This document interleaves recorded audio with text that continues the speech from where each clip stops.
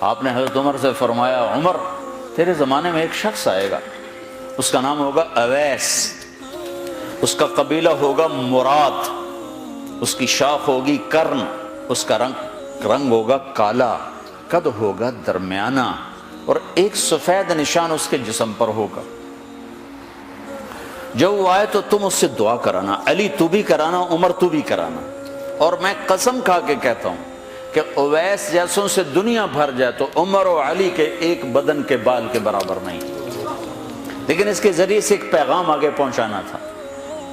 تو حضرت عمر اور حضرت علی حیران ہو کر دیکھنے لگے کہ ہمیں کہا جا رہا ہے کہ اویس سے دعا کروائیں، وہ ہم صحابی وہ تابعی۔ تو آپ نے فرمایا اس نے ماں کی ایسی خدمت کی ہے، جب وہ ہاتھ اٹھاتا ہے تو اللہ ہاتھ واپس خالی موڑتا ہی نہیں۔ یہ پیغام پہنچانا تھا کہ ماں باپ کے آگے جھکو۔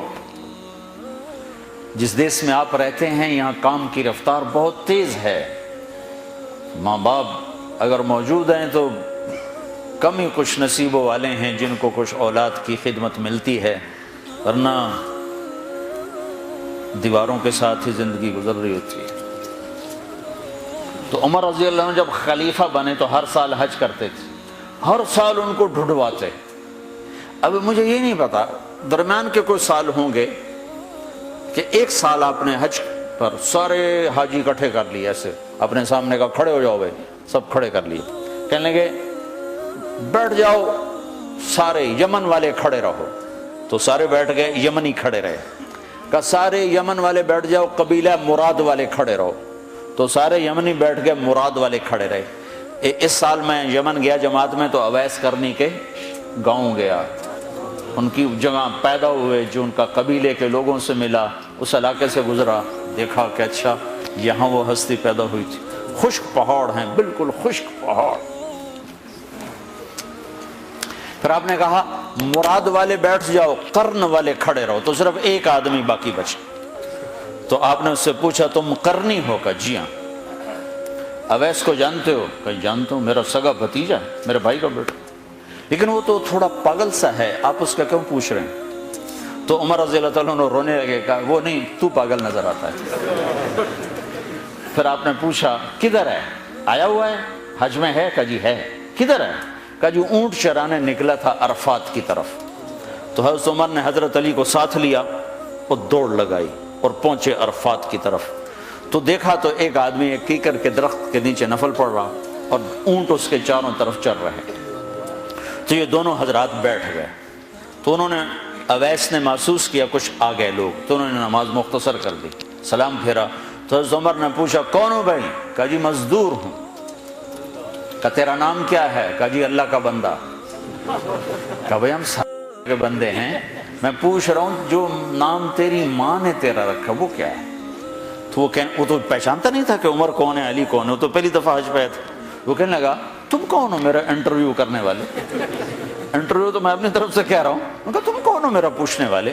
تو حضرت علی بولے یہ امیر المومنین ہیں عمر بن خطاب، اور میں ہوں علی بن ابی طالب۔ پھر وہ ایسے ایک دم گھبرائے، دونوں کو سلام کیا، میں معذرت چاہتا ہوں میں نے پہچانا نہیں۔ تو عمر رضی اللہ عنہ نے فرمایا ہاتھ اٹھا، ہاتھ اٹھا۔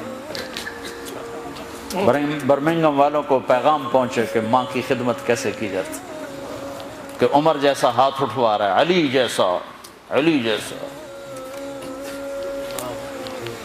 تو وہ کہنے لگے میں آپ کے لیے کیسے ہاتھ اٹھاؤں، میری اوقات ہے کہ میں آپ کے لیے دعا کروں؟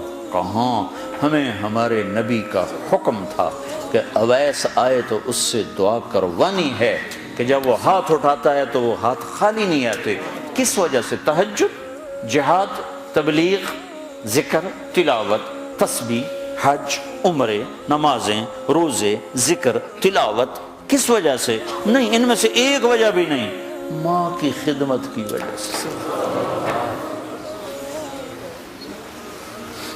پھر ایک اور جگہ آپ نے فرمایا کہ لوگ جب جنت میں چلیں گے تو اویس بھی چلے گا، جب جنت کے دروازے پر پہنچے گے تو اللہ تعالیٰ فرمائیں گے اویس کو روک لو، باقی کو جانے دو۔ تو اویس گھبرا جائیں گے، کہیں گے یا اللہ مجھے کیوں روک لیا ہے؟ تو اللہ تعالیٰ فرمائیں گے ٹھہر جاؤ، جانے دو ان کو۔